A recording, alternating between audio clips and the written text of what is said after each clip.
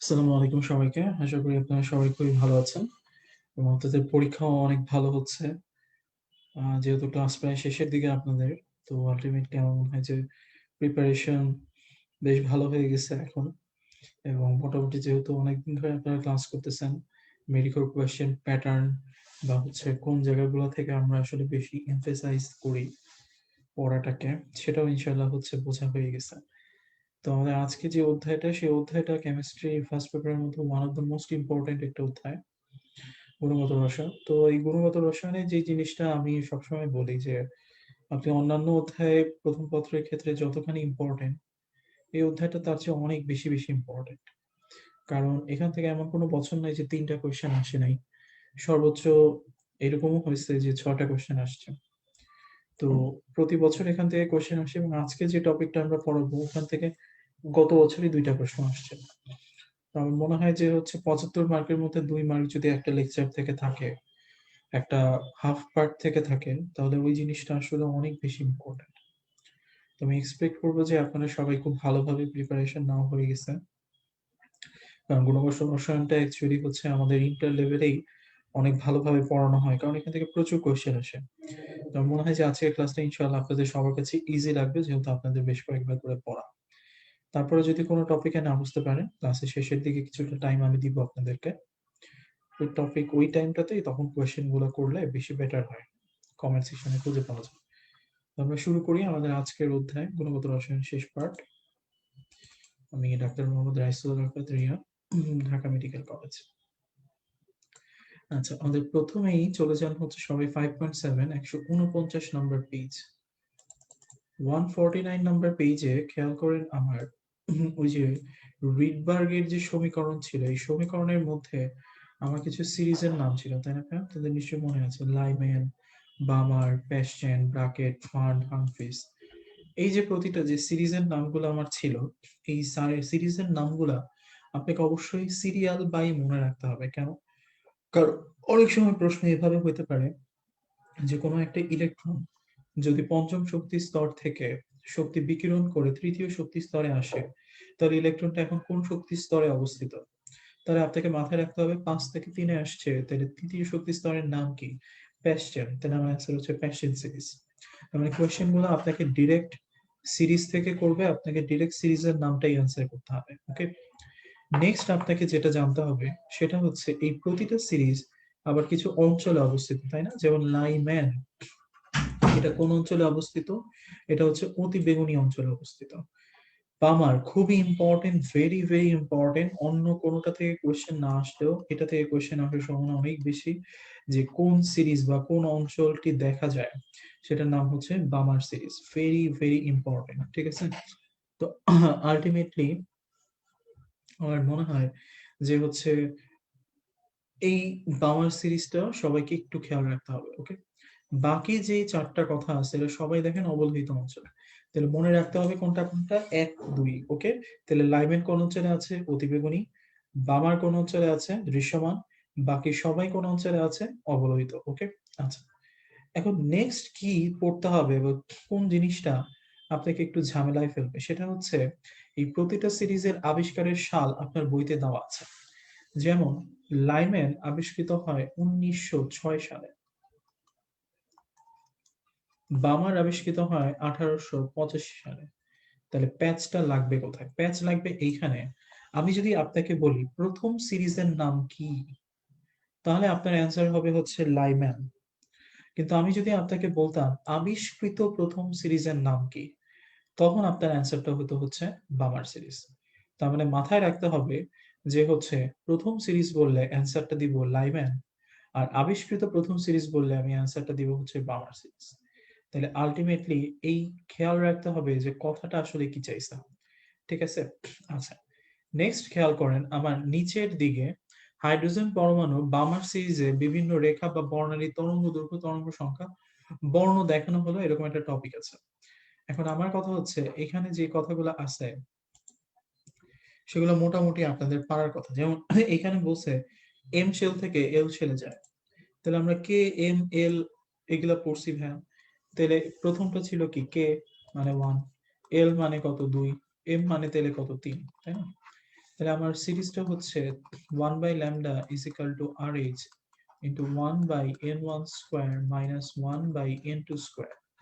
আমাকে বলছে যে এইখানে আমার তরঙ্গ দৈর্ঘ্যের মান কত হবে বা তরঙ্গ সংখ্যার মান কত হবে। তাহলে খুব সহজ কথা, আমার n1 এটার মান হচ্ছে আপনার 2 স্কয়ার, n2 এটার মান হচ্ছে 3 স্কয়ার, তাহলে আলটিমেটলি RH এখানে আসবে হচ্ছে 4, এখানে আসবে হচ্ছে 9, দ্যাট মিন্স হচ্ছে RH এখানে আসবে হচ্ছে 36 ইনটু এখানে যাবে হচ্ছে 5 মাইনাস এখানে যাবে হচ্ছে 4, সরি এখানে যাবে 9 মাইনাস 4, সরি। তাহলে আলটিমেটলি RH কত হলো 5RH ডিভাইডেড বাই 36।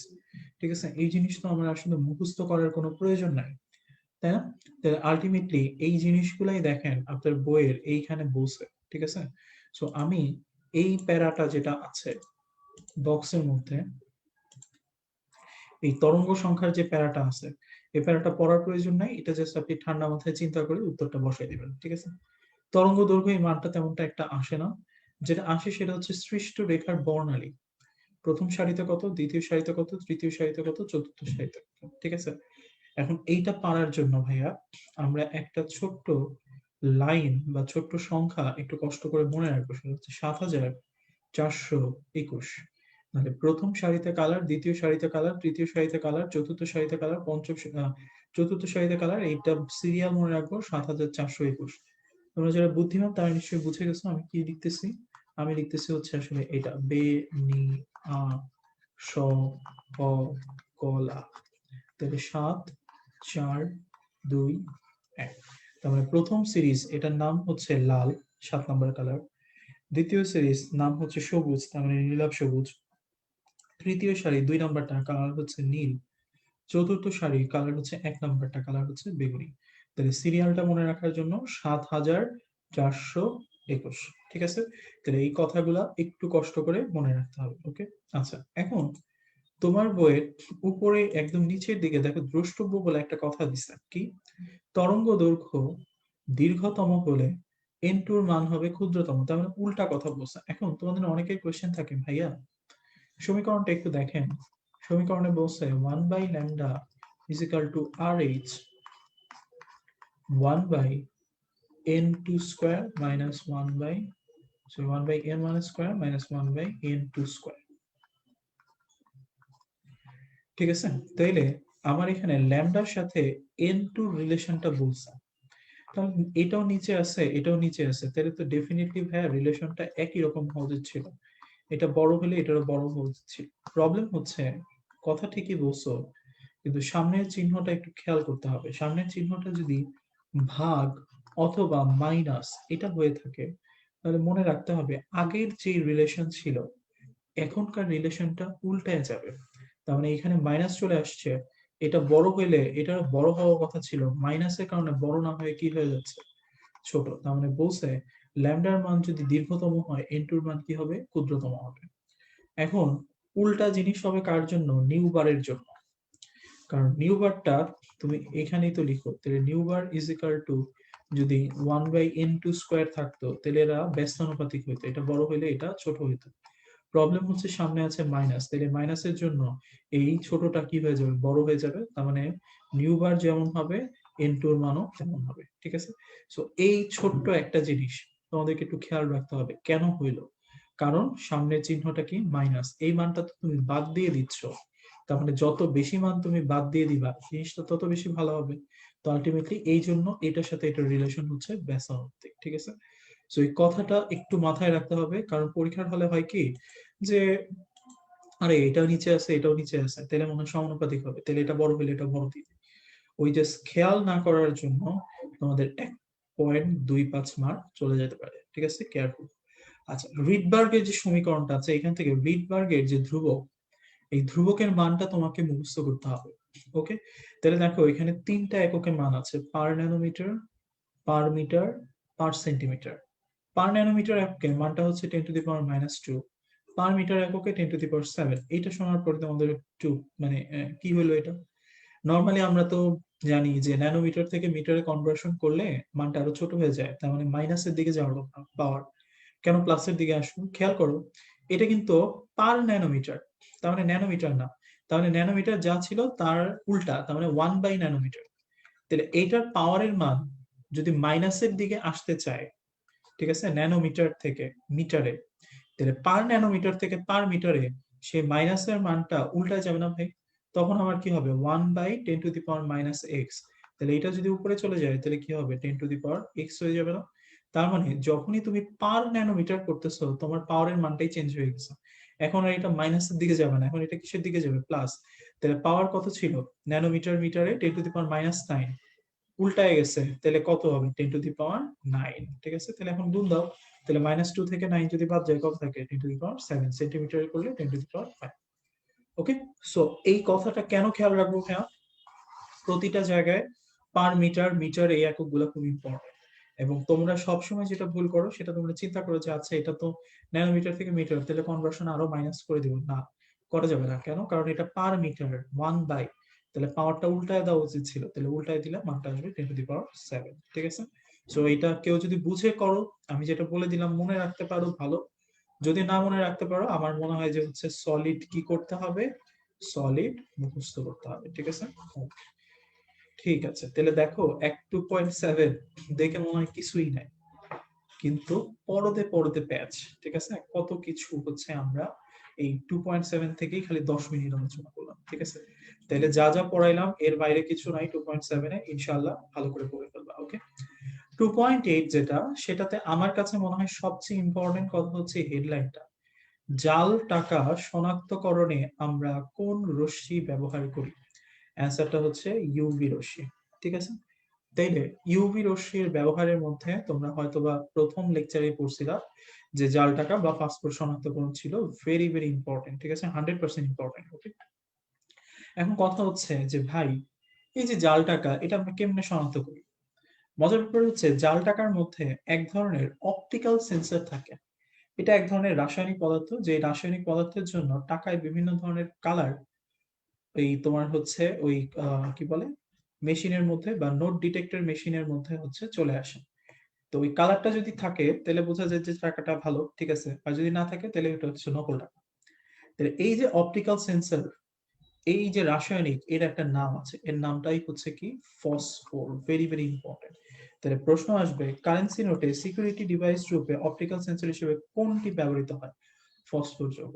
এখন এই যে ফসফোর যৌগ, এই ফসফোর যৌগ নিয়ে তোমাকে কিছু কথা অবশ্যই জানতে হবে। নাম্বার ওয়ান, এই ফসফোর যৌগটা কত তরঙ্গ দৈর্ঘ্যের ইউভি রশ্মি শোষণ করে? সেটা হচ্ছে 230 থেকে 375 ন্যানোমিটার। তার মানে এই তরঙ্গ দৈর্ঘ্যে যদি তুমি ইউভি রশ্মিটাকে ফেলতে পারো তাহলে সেখান থেকে কালারের মাধ্যমে জাল টাকা শনাক্ত করা যাবে। ওকে, এখন খেয়াল করো, এই যে ফসফোর এই তৈরিতে বিভিন্ন ধরনের জ্যোতি ধাতব আয়ন ব্যবহৃত হয়। আমার দরকার নাই, আমার দরকার হচ্ছে এই যে ধাতব আয়ন গুলো তুমি নিচ্ছ এদের প্রতিটার কার কি কালার আছে। ঠিক আছে, যেমন দেখো এখানে ইউরোপিয়াম 3+, এটার একটা কালার আছে লাল। এখানে টারবিয়াম 3+, TB3+, এটা একটা কালার আছে সবুজ। ইউরোপিয়াম 2+, এটা একটা কালার আছে নীল। আমাদের সবারই টারবিয়ামটা মনে থাকে, টিবি মানেই হচ্ছে সবুজ। ঠিক আছে, তো TB3+ সবুজ মনে থাকে, মনে থাকে না, এই দুইটা প্যাচ লাগে, একটা হচ্ছে ইউরোপিয়াম 3+, আর একটা হচ্ছে ইউরোপিয়াম 2+। এখন এইটা কি করব? আমি পড়তাম দুইটা ওয়েতে, ভুল হইতো না কখনো। নাম্বার ওয়ান, ইউরোপিয়ামের চার্জ নাম্বার হচ্ছে 3, আর এই দুইটার কালার হচ্ছে লাল আর নীল। তাহলে গাঢ় কালার কোনটা? লাল। তাহলে যার চার্জ বেশি তার কালারটাও হচ্ছে ডিপ, তাহলে কালার হচ্ছে লাল, ইউরোপিয়াম 3+। আর তাহলে 2+ এর কালার কি পড়ে থাকলো? নীল। আরেকভাবে আমি খেয়াল রাখতাম, সেটা হচ্ছে ইউরোপিয়াম 3+ এর সাথে দেখো যৌগটার নাম হচ্ছে ইটেরিয়াম অক্সাইড। উচ্চারণটা কার মতো ভাইয়া বলতো? ইটের মতো। তাহলে ইটের কালার কি? লাল। তাহলে ইউরোপিয়াম 3+, এটার কালারও হচ্ছে লাল। যে যেমনে খুশি তেমনে মনে রাখো, আমার কোনো সমস্যা নাই ভাই। ঠিক আছে, কিন্তু আমার কথা হচ্ছে এইটা যেন ভুল না হয়। ওকে, কারণ মেডিকেল অ্যাডমিশন টেস্টে ভাইয়া প্রশ্ন এত দ্রুত চলে আসে এবং 36 সেকেন্ডে অ্যান্সার দেওয়াটা তোমাদের এখন মনে হচ্ছে 1 ঘন্টা বসে বসে কি ঘোড়ার ঘাস কাটবো নাকি। যখন পরীক্ষার হলে যাবা তখন দেখবা কি যে প্রশ্ন আসছে আলোর বেগ কত, যারা খুবই সিরিয়াস লেভেলের স্টুডেন্ট তারা দেখবা ওই প্রশ্নে 3 × 10⁻8 সেন্টিমিটার না মিটার এইটা এমনি করে চেক করে করে 10 সেকেন্ড চিন্তা করে উত্তর দিবে এবং তারাই ঠিক, ঠিক আছে। সো একটা নর্মাল কোশ্চেনে তুমি দেখবা কি তখন তোমার বেশ সময় লাগতেছে, পরীক্ষার হল একটা ডিফারেন্ট জায়গা। তোমার এই 1 বছরের কষ্টের ফল হচ্ছে 1 ঘন্টার পরীক্ষা। মানে এটা মিস হয়ে গেলে তখন হচ্ছে ভুল হয়ে যায়, তো তখন হয় কি 2 আর 3 কই যে চলে যায় মনে আর থাকে না। সো মনে রাখতে হবে যেটার জারণ সংখ্যা বেশি সেটার কালার হচ্ছে ডিপ লাল, আর সাথে ইটেরিয়াম অক্সাইড আছে তাহলে ইটের মতো কালার, এটার কালার হচ্ছে লাল, ঠিক আছে। ওকে, এবার চলে আসা হচ্ছে আমাদের নেক্সট টপিকে। নেক্সট টপিকে চলে যাই।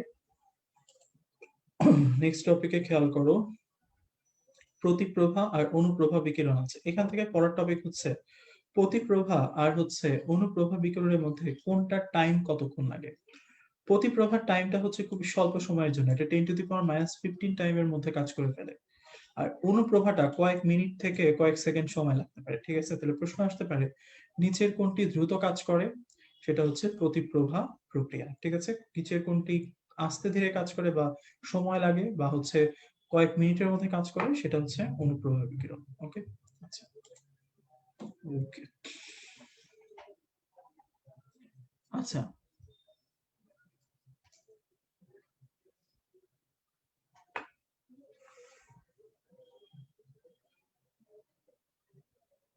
সংকেতটা মুখস্থ করার প্রয়োজন নাই, তুমি জাস্ট হচ্ছে কালার গুলা মনে রাখো তাহলেই হবে। ওকে,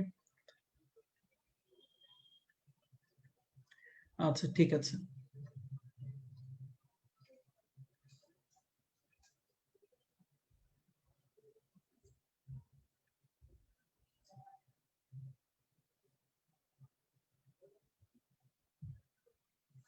ওকে, এবার চলে আসা হচ্ছে নেক্সট টপিকে। নেক্সট টপিকে খেয়াল করো, নিচের দিকেই আছে যে ফ্লোরোসেন্ট বাল্ব। এখন এই ফ্লোরোসেন্ট বাল্বের প্রথম লাইনটা খুব ইম্পর্টেন্ট।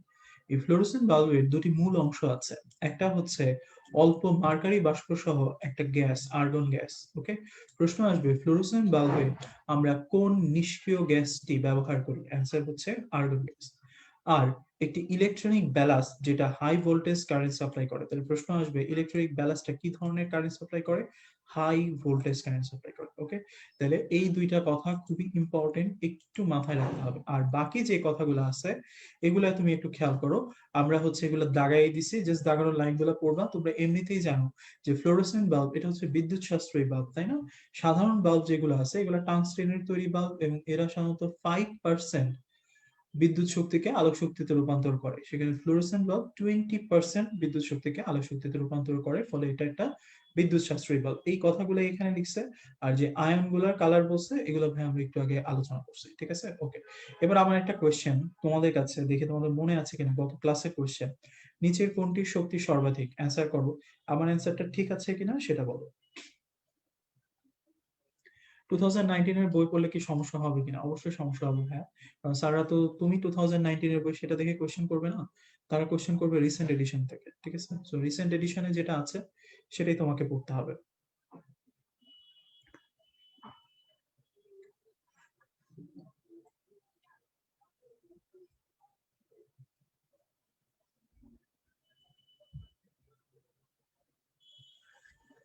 ওকে, তাহলে সবাই মোটামুটি আমার অ্যান্সারের সাথে হচ্ছে সহমত পোষণ করছো, তাহলে অ্যান্সার হচ্ছে সি, এক্স রে।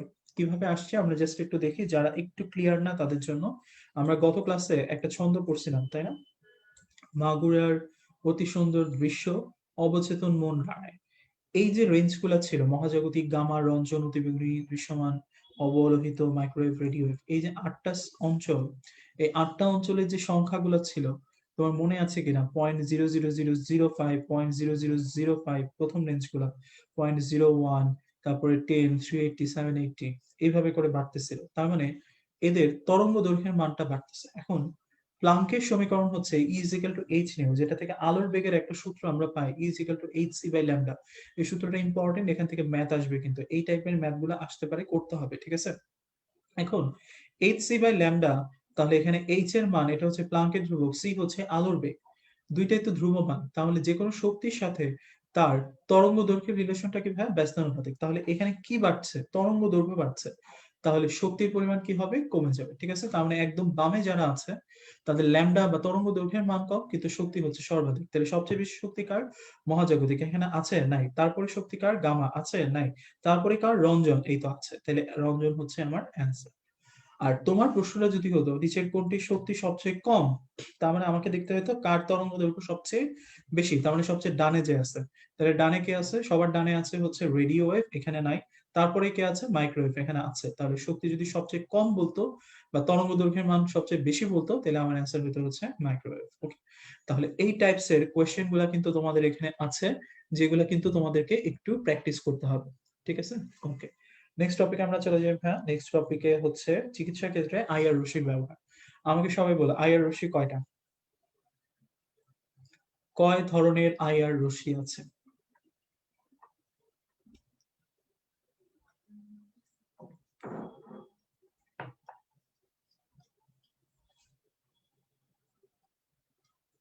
গুড, তিন ধরনের আইআর রশ্মি আছে, তাই না? একটা হচ্ছে নিয়ার আইআর, একটা হচ্ছে মিডল আইআর, একটা হচ্ছে ফার আইআর। আমরা গত ক্লাসে বলছিলাম সকল আইআর চিকিৎসা ক্ষেত্রে কাজে লাগে, একটা আইআর লাগে না, সেটার নাম কি?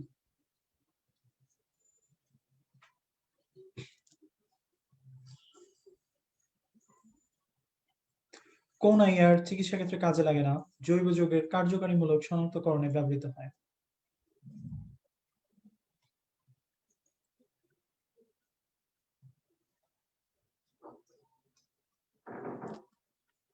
মিডল আয়ার, ভেরি গুড।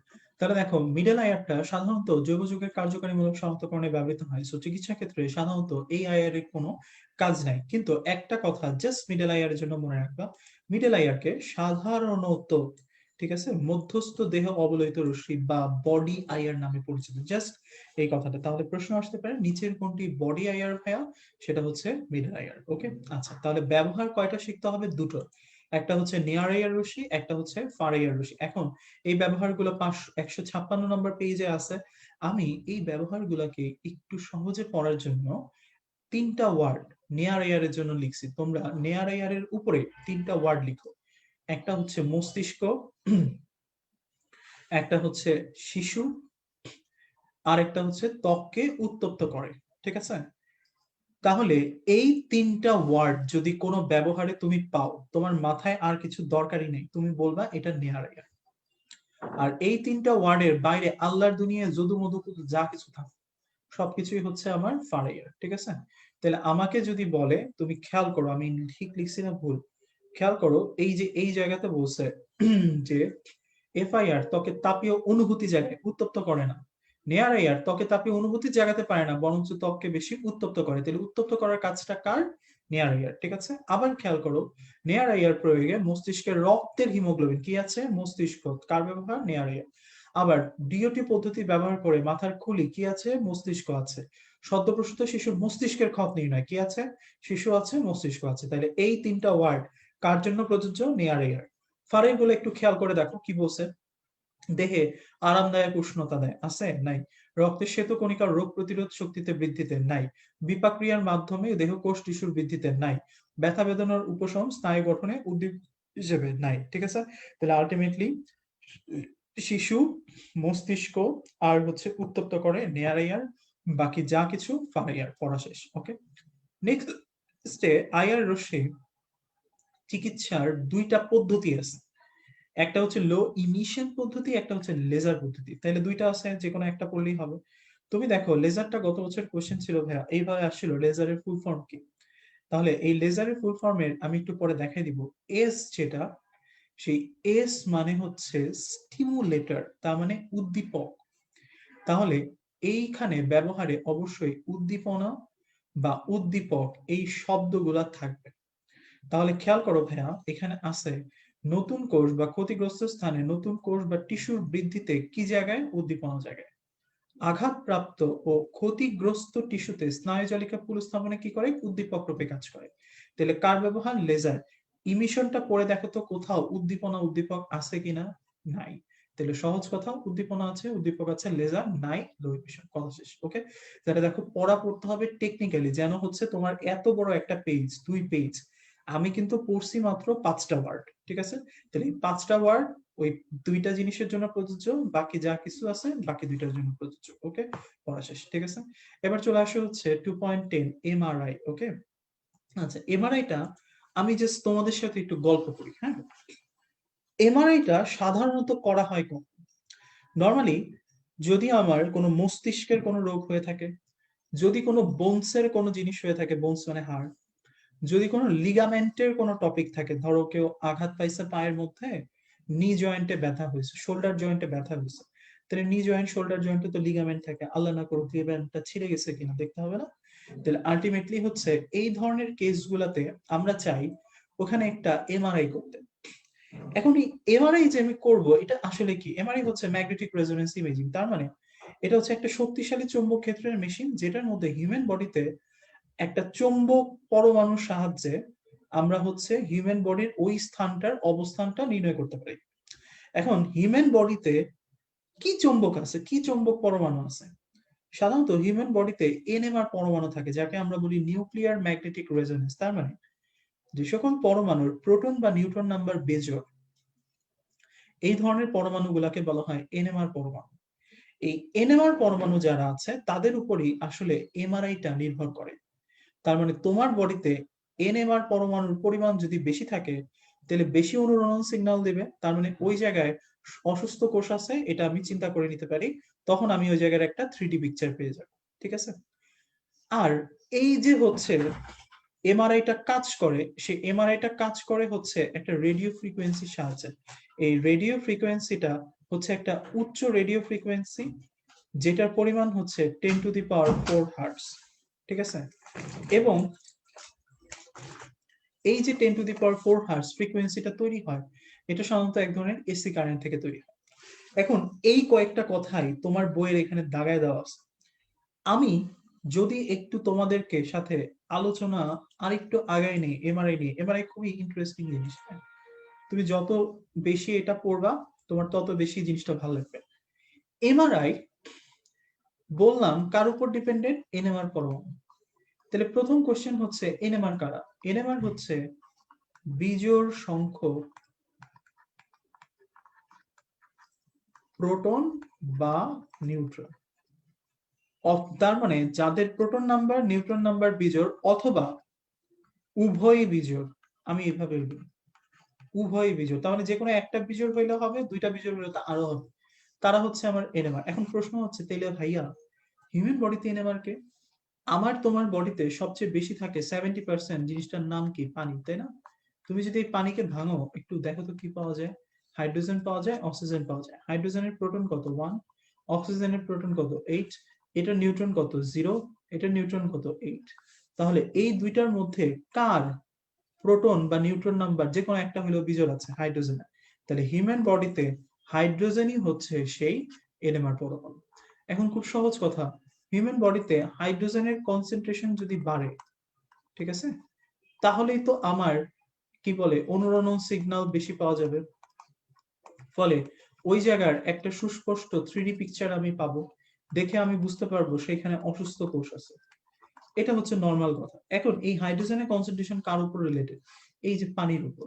তার মানে বডির কোন জায়গায় পানির পরিমাণ যদি বেড়ে যায় তাহলে সেই ক্ষেত্রে হাইড্রোজেনের কনসেন্ট্রেশন বেড়ে যাবে, অনুরণন সিগন্যালের মান বেড়ে যাবে এবং বুঝতে পারবো সেই জায়গায় অসুস্থ কোষ আছে।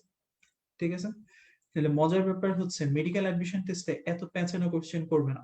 কোশ্চেন নাম্বার 1, হিউম্যান বডিতে এনএমআর পরমাণুর নাম কি? সরাসরি answer hydrogen. Question number 2, human বডিতে সুস্থ কোষ অসুস্থ কোষ কোথায় পানির অংশের পরিমাণ বেড়ে যায়? অ্যান্সার হচ্ছে অসুস্থ কোষ। হিউম্যান বডিতে কোথায় অনুরণন সিগন্যালের মান বেড়ে যায়? সুস্থ কোষ, অসুস্থ কোষ, অসুস্থ কোষ। তাহলে এই তিনটা প্রশ্ন জানার জন্যই আমি অ্যাকচুয়ালি এতক্ষণ ধরে এত কথা বললাম। ঠিক আছে, তাহলে এই কথাগুলাই তোমার মূলনীতির মধ্যে আছে, জাস্ট একটু বইয়ের মধ্যে দেখে নিও, ইনশাআল্লাহ তোমরা সবাই জিনিসটা বুঝতে পারবে। ঠিক আছে, এখন খেয়াল করো এই মূলনীতিটা পড়ে ফেললাম।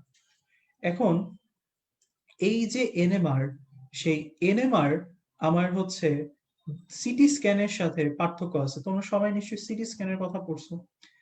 এখন তোমরা আমাকে একটা প্রশ্নের উত্তর দাও। এটা একটা মজার কোশ্চেন, দেখি তোমরা যারা ডাক্তার হইতে যাচ্ছ তোমাদের তো এই জিনিসটা মোটামুটি একটা আইডিয়া থাকা উচিত। কোন মানুষের স্ট্রোক হয়েছে, স্ট্রোক তো বুঝো তাই না, স্ট্রোক হয়েছে, সেই মানুষের তুমি সিটি স্ক্যান করবা নাকি এমআরআই করবা? এটা খুব কমন একটা জিনিস, মানে স্ট্রোক হয়েছে শুনলেই তোমরা মানে এটা মানুষ বলে যে আমি এটা করাইছি। কি করায়?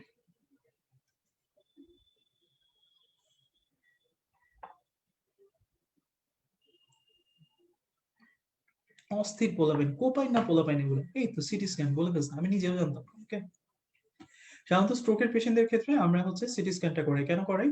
কারণ স্ট্রোকের মধ্যে দুই ধরনের জিনিস আছে, একটা হচ্ছে হেমোরেজিক স্ট্রোক, একটা হচ্ছে ischaemic stroke. Ischaemic stroke, haemorrhagic stroke দুইটার ক্ষেত্রে আমার প্রথমে ট্রিটমেন্ট, যে লাইন অফ ট্রিটমেন্ট, সেটা ডিপেন্ড করে আমি ওইখানে লেশনটা হেমোরেজিক আছে নাকি ইসচেমিক আছে এটার উপর।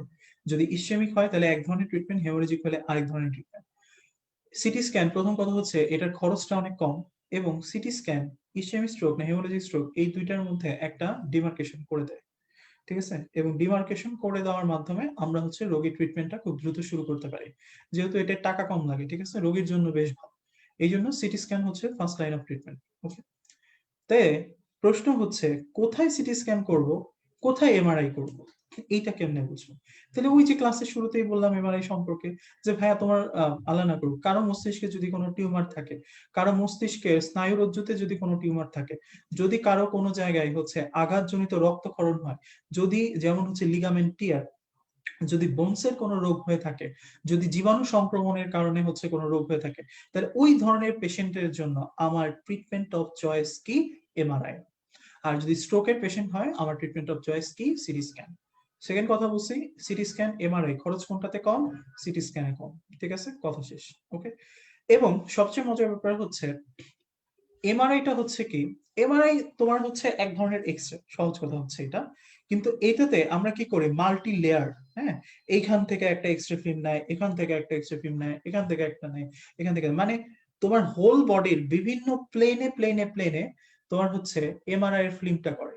এতে হয় কি, যে একদম যেই জায়গাটার মধ্যে ধরো তোমার হচ্ছে গ্রোথ আছে, টিউমারটা আছে, বা যেই জায়গাটার মধ্যে ধরো লিগামেন্টটা টিয়ার হচ্ছে একদম সুন্দর করে, বা যেই জায়গাটার মধ্যে ধরো যে কোনো জিনিস জমে আছে, কালেকশন হয়ে আছে, সব জিনিস সুন্দর করে হচ্ছে এমআরআই তে চলে আসে, এবং তার ফলে আমরা খুব সুন্দর করে ট্রিটমেন্টটাতে চলে যেতে পারি। ওকে, তাহলে এমআরআই হচ্ছে আমার কি, এমআরআই হচ্ছে মাল্টি লেয়ার ডিফারেন্ট অ্যাঙ্গেল স্তর ভিত্তিক series of X ray image.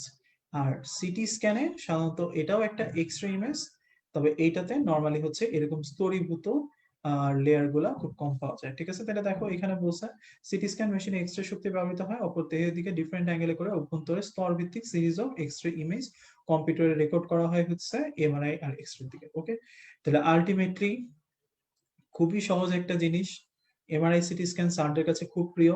Question আসলে আশা করা যায় যে হচ্ছে খরচ কোনটার কম বেশি, আর কোনটা কোন ধরনের রোগের ক্ষেত্রে ট্রিটমেন্ট অফ চয়েস, এটাই জিজ্ঞেস করবে। আমার মনে হয় ইনশাল্লাহ তোমরা সবাই খুব ভালো পারবে। ওকে, আচ্ছা, ওই যে একটু আগে এনএমআর পরমাণুর বৈশিষ্ট্য পড়ছিলাম, নিশ্চয়ই মনে আছে ভাইয়া, এনএমআর পরমাণুর সময় প্রোটন বা নিউট্রন কেমন হয়? বিজোড় সংখ্যক হয়।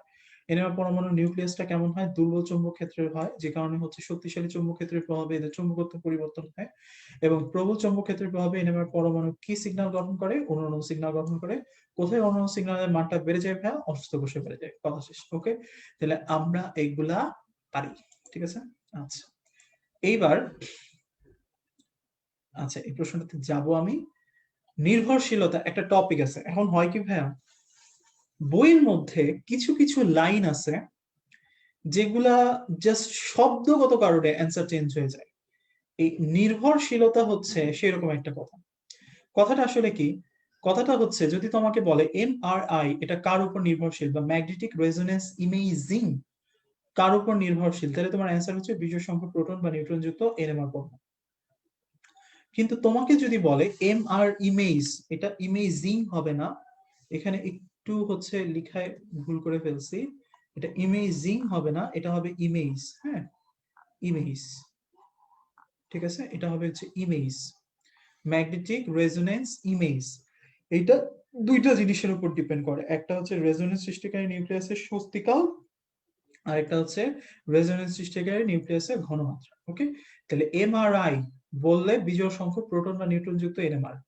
আর যদি এমআর ইমেজ বলে তাহলে রেজোনেন্স সৃষ্টিকারী নিউক্লিয়াসের স্বস্তিক আলো ঘনমাত্রা। ওকে, তাহলে এই দুইটা কথা একটু খেয়াল রাখবা, কারণ পরীক্ষার হলে যেটা প্রশ্নে চাবে সেটা দিয়ে উত্তর হবে। ওকে, এবার আমার এই প্রশ্নটার উত্তর দাও, নিচে কোনটি এনএমআর পরমাণু? আমি ঠিক লিখছি নাকি ভুল?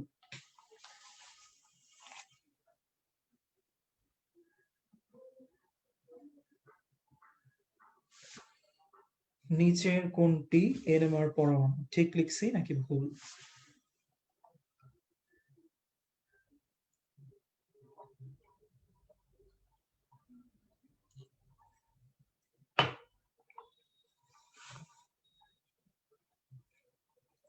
ঠিক, ভেরি গুড। তাহলে দেখো প্রথম যে অপশনটা আছে কার্বন, সেখানে আমার প্রোটন নাম্বার কত? 6, নিউট্রন নাম্বারও 6, কোনোটাই তো বিজোড় নাই, ডেফিনেটলি এনএমআর হবে না। ফ্লোরিন, প্রোটন নাম্বার হচ্ছে 9, নিউট্রন নাম্বার 10, তাহলে বিজোড় তো একটা আছে প্রোটন, এনএমআর হবে। ম্যাগনেসিয়াম 12, নিউট্রন 12, তাহলে হবে না। অক্সিজেন 8, 8, কোনোটাই হবে না। ওকে, তাহলে আমার অ্যান্সার হচ্ছে অপশন বি, ফ্লোরিন। ওকে, আচ্ছা এবার চলে আসো 160 নাম্বার পেজে, খুবই ইম্পর্টেন্ট একটা জিনিস, যেটা থেকে মেডিকেল কলেজ অ্যাডমিশন টেস্ট 2019 এর প্রশ্ন আসছিল, সেটা হচ্ছে সোনালী হলুদ বর্ণ দেয় শিক্ষা পরীক্ষায় কোন মৌল? আমি মজা করে সবসময় একটা কথা বলি, যে আল্লাহর দুনিয়ায় তোমার যদি কোনোদিন নাও মনে থাকে যে হচ্ছে এইটার অ্যান্সার কোন মৌল হবে, যদি খালি অপশনে দেখো সোডিয়াম আছে, তুমি জানো না, ঠিক আছে, একটা রিস্ক নিতে পারো, অ্যান্সার সোডিয়াম দিয়ে দিবা, ঠিক আছে, অ্যান্সার হয়ে যেতে পারে। কেন? 2015 সাল থেকে শুরু হয়েছে সোডিয়ামের খেলা, ঠিক আছে। নিচের কোন মৌলের একটি মাত্র আইসোটোপ হচ্ছে সোডিয়াম? 16তে প্রশ্ন আসছে, নিচের কোন মৌলটি পটাশিয়াম পাইরো অ্যান্টিমনিট এই দ্রবণ দ্বারা হচ্ছে শনাক্তকরণ করা হয়? সোডিয়াম। 16তে আসছে নিচের কোনটি সোডিয়ামের সঠিক ইলেকট্রন বিন্যাস? সোডিয়াম, ঠিক আছে। 17তে আসছে নিচের কোন মৌলটির একটি মাত্র আইসোটোপ হচ্ছে? সোডিয়াম, ঠিক আছে। 18তেও সোডিয়াম থেকে জানি একটা কি কোশ্চেন ছিল। 19-এ আসছে দুইটা, সোডিয়াম প্লাস আয়নে কয়টি ইলেকট্রন আছে?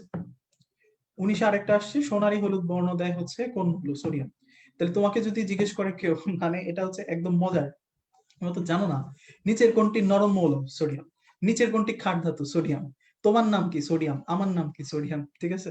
সোডিয়াম হচ্ছে স্যারদের কাছে খুবই প্রিয় একটা জিনিস, সো যে কোনো প্রশ্নের উত্তরে সোডিয়াম হওয়ার সম্ভাবনাই সবচেয়ে বেশি। ওকে, তো যাই হোক, মজা করে বললাম, শিক্ষা পরীক্ষায় নরমালি হচ্ছে তোমাকে খালি চোখে নিরীক্ষা, কোবাল্ট ব্লু গ্লাস দিয়ে নিরীক্ষা, দুইটা কথাই একটু পড়তে হবে। ওকে, আচ্ছা এবার চলে আসা হচ্ছে নিচের দিকে। নিচের দিকে দেখো 2.12 আছে। 2.12 এর ক্ষেত্রে আমার যে পড়াগুলো আছে সেগুলো আমি এখান থেকে না, আমার একটা ছোট্ট স্লাইড প্রিপেয়ার করা আছে, ওখান থেকে আমি একটু দেখবো, ঠিক আছে। তাহলে প্রথমেই হচ্ছে দ্রাব্যতার একক। আচ্ছা, প্রথমে একটা কথা বলে রাখি, তোমাদের কালকের সলভ ক্লাস যেটা, হ্যাঁ, কালকের যেটা সলভ ক্লাস, মনোযোগ দিয়ে শোনো, কালকের যেটা সলভ ক্লাস, এই সলভ ক্লাসটা অনুষ্ঠিত হবে সন্ধ্যা 7:30 বাজে। ওকে, সন্ধ্যা 7:30 বাজে আমাদের কালকের সলভ ক্লাস অনুষ্ঠিত হবে। বোঝা গেছে? হ্যাঁ, কয়টায় অনুষ্ঠিত হবে কালকে? 7:30 বাজে, ঠিক আছে। তাহলে সলভ ক্লাস হচ্ছে 7টা, ও 7:30। ওকে, তাহলে 7:30টার সময় আমাদের কালকের সলভ ক্লাস আছে, ঠিক আছে। ওকে, আচ্ছা এবার চলে আসে হচ্ছে একক।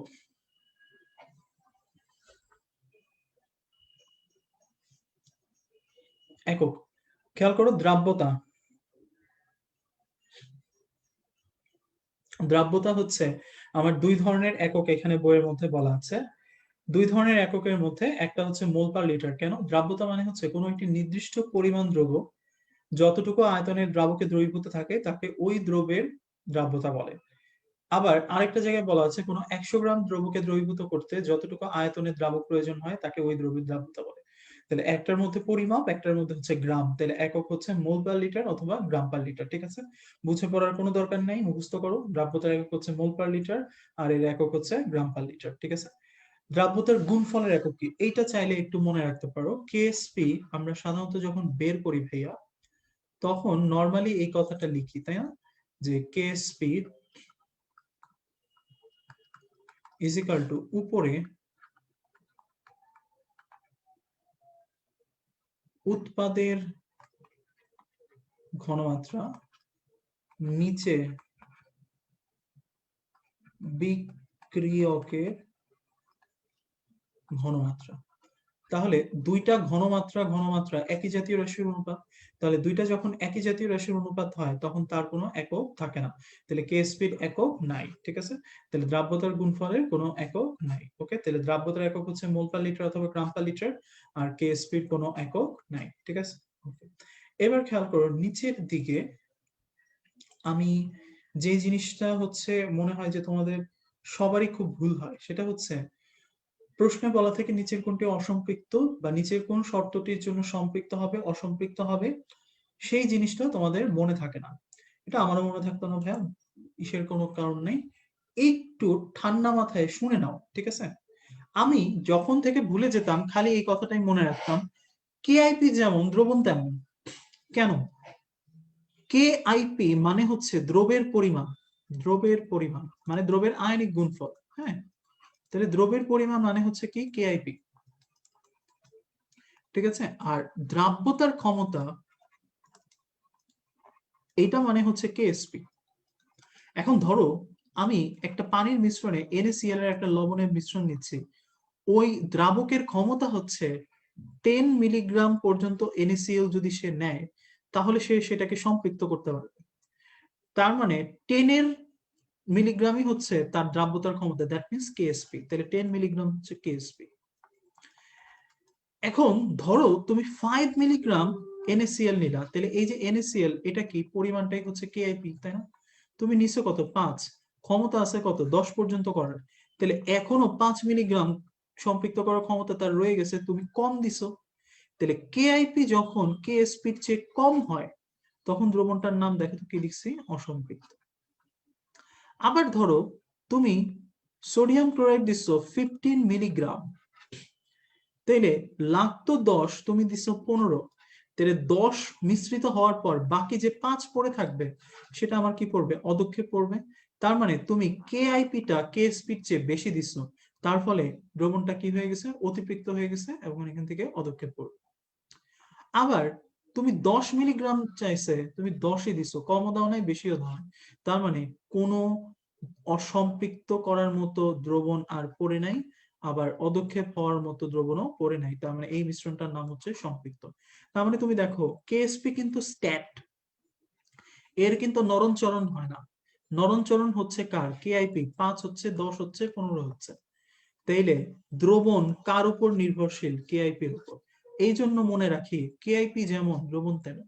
তাহলে কেআইপি যদি বেশি হয় দ্রবণ কি, অতিপৃক্ত। কেআইপি যদি কম হয় দ্রবণ কি, অসম্পৃক্ত। কেআইপি যদি সমান হয় দ্রবণ কি, সম্পৃক্ত। ঠিক আছে, আজকের পরে যেন সারা জীবন আর এটা কোনোদিন ভুল না হয় যে কোনটা সম্পৃক্ত কোনটা অসম্পৃক্ত। ওকে, খালি মনে রাখবা কেআইপি যেমন হবে আমার দ্রবণটাও ঠিক তেমন আচরণ করবে, ঠিক আছে। তাহলে কম হইলে অসম্পৃক্ত, বেশি হইলে অতিপৃক্ত, সমান হইলে সম্পৃক্ত। ওকে, আচ্ছা ঠিক আছে। এই জিনিসগুলো আসলে খুবই মজার। ইভেন যখন আমি ইন্টার লেভেলে হচ্ছে পড়তাম আমারও অনেক কষ্ট হইতো, বাট যখন হচ্ছে কোচিং এ এসে পড়ছিলাম তখন অনেক মজা লাগছিল। ওকে, দেখো এখানে AB2 AB3 A2B3 এরকম কিছু স্ট্রাকচার দেওয়া আছে এবং তাদের কেএসপি এর মান s² 4s³ 27s⁴ 108s⁵ দেওয়া আছে। কেমনে করলাম সেটাই আমার লক্ষ্য। খেয়াল করো, আমি যখন বলছি অ্যালুমিনিয়াম ক্লোরাইড আমি এটা নিচে লিখছি AB3 কেন, কারণ হচ্ছে অ্যালুমিনিয়ামের নাম্বার হচ্ছে 1, Cl এর নাম্বার হচ্ছে 3, তাহলে এটা স্ট্রাকচার হচ্ছে AB3, তাই না? প্রথম কথা। সেকেন্ড কথা, এটাকে ভেঙে ভুঙিয়ে লিখে আমার অ্যান্সার আসছে হচ্ছে 27s⁴। এটা হচ্ছে এইচএসসি নিয়ম। আমি এত নিয়মে করতে চাই না, আমি শর্টকাট করতে চাই।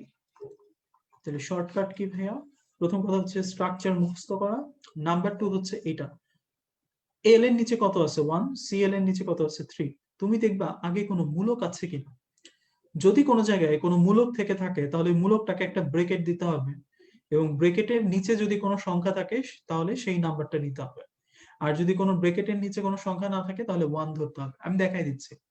তাহলে এখানে কি কোনো মূলক আছে অ্যালুমিনিয়াম ক্লোরাইডের? নাই, দুইটাই মৌল, একটা হচ্ছে অ্যালুমিনিয়াম একটা হচ্ছে ক্লোরিন। তাহলে অ্যালুমিনিয়ামের নিচে কত আছে 1, নিচের নাম্বারগুলো লিখবা আর যা লিখবা মাথায় তাই দিবা। তাহলে 1 লিখছো, 1 এর মাথায় কত দিবা 1 ইনটু ক্লোরাইডের নিচে কত 3, মাথায় কত 3 ইনটু এস লিখে দুইটার যোগফল 1 আর 3, তাহলে আমার অ্যান্সার চলে আসলো 27s⁴। এত ভাঙা ভুঙার কোনো দরকার নেই, ঠিক আছে।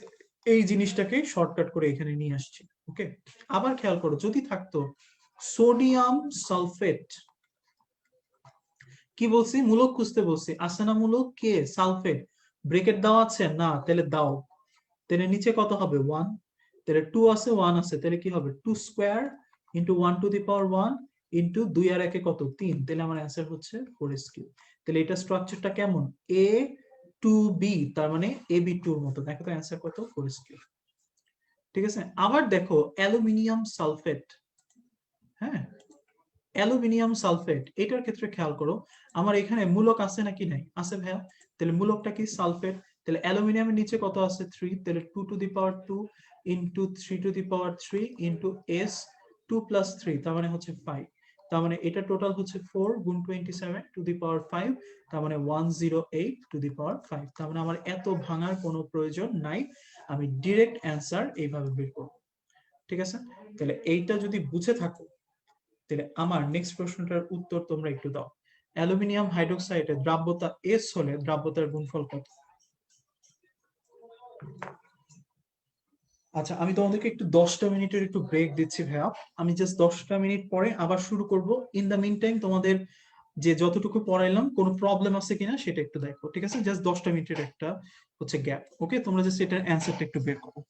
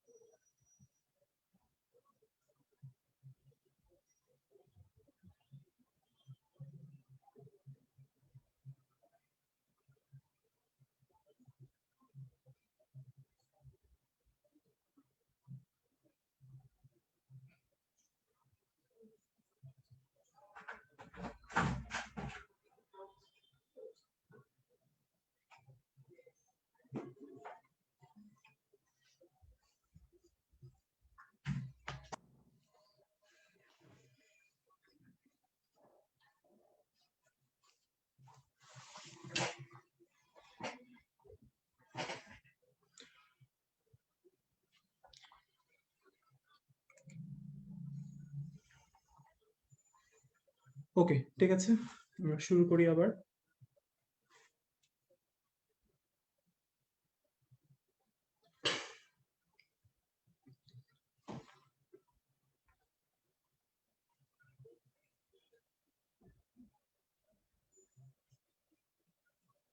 ওকে, খেয়াল করে দেখো আমার এখানে যেটা স্ট্রাকচারটা দেওয়া আছে ALOH3, মানে এটা হচ্ছে আমার AB3, তাই না? হ্যাঁ, সহজ কথা। তাহলে যাদের মুখস্থ হয়ে গেছে তারা বলে লিখে দিচ্ছে 27 × 4, যাদের হয় নাই তাহলে 1 ^ 1 ইন্টু 3 ইন্টু 1 আর 3 তে হচ্ছে 4, তাহলে 27 × 4, ঠিক আছে? ওকে, এইবার এটা করো।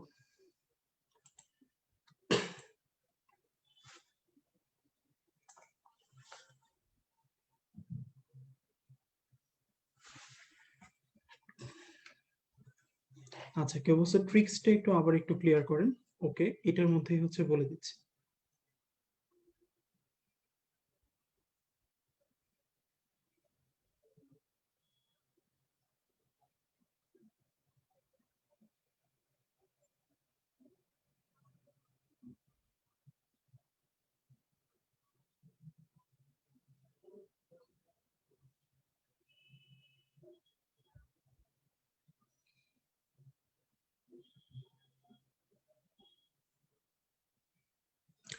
ওকে, ঠিক আছে, তাহলে দেখো টেকনিকটা ছিল কি, খুব সিম্পল। এখানে আছে A to B, আমি নিচের নাম্বারগুলো লিখছি। যদি কোনো মূলক থাকে তাহলে সেটার মধ্যে একটা ব্রেকেট দিবা, যদি কোনো মূলক না থাকে তাহলে নিচের যে মৌলগুলোর নাম্বার আছে সেটা লিখবা। যেমন এখানে আছে A to B, তার মানে একটার মধ্যে আছে 2, একটার মধ্যে আছে 1, তাহলে 2 to the power 2, 1 to the power 1, তার মানে তুমি যেই সংখ্যাটাই লিখবা মাথায় সেটাই দিবা। আর s লিখে দুইটা পাওয়ারের যোগফল, 2 আর 1 কত হলো ভাইয়া? 3, তাহলে এটা আমার মান আসলো হচ্ছে 4s³। তাহলে এখানে এস এর মানটা লিখে দিছে, তাহলে এস এর মান হচ্ছে তোমার, ও সরি সরি সরি, এখানে আমার চাইছে হচ্ছে লবণের দ্রাব্যতা কত। তাহলে আলটিমেটলি এখানে খেয়াল করো আমার এখানে আমার এখানে 4s³ থেকে আমার বের করতে হবে কি, এস বের করতে হবে।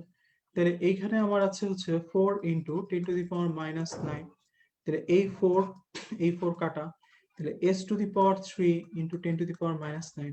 সুতরাং s সমান সমান 10⁻⁻৯ 1/3। যখনই এই পাশের পাওয়ার এই পাশে চলে আসবে ভাইয়া, তখনই মনে রাখবা পাওয়ারটা উল্টায় যাবে, ঠিক আছে? তাহলে 1/3 দিয়ে যদি 9 কে গুণ করো, এটা তো আর ক্যালকুলেটরের প্রয়োজন নাই, তাহলে অ্যান্সার কত আসবে? 10⁻⁻3। তাহলে যারা এ অ্যান্সার করছো তাদেরটা অ্যাবসলিউটলি কারেক্ট। ওকে, তাহলে দেখো এই যে আমি ম্যাথটা করলাম, কোথাও কি ক্যালকুলেটরের বিন্দু মাত্র প্রয়োজন ছিল না? তাহলে মেডিকেল অ্যাডমিশন টেস্টে অবশ্যই এই টাইপসের ম্যাথগুলো আসবে, ওকে, যেগুলো ক্যালকুলেটর ছাড়া খুব ইজিলি করা যায়, ঠিক আছে? আচ্ছা, নেক্সট ম্যাথে চলে যাই। এই ম্যাথটা কিভাবে করবো বলো।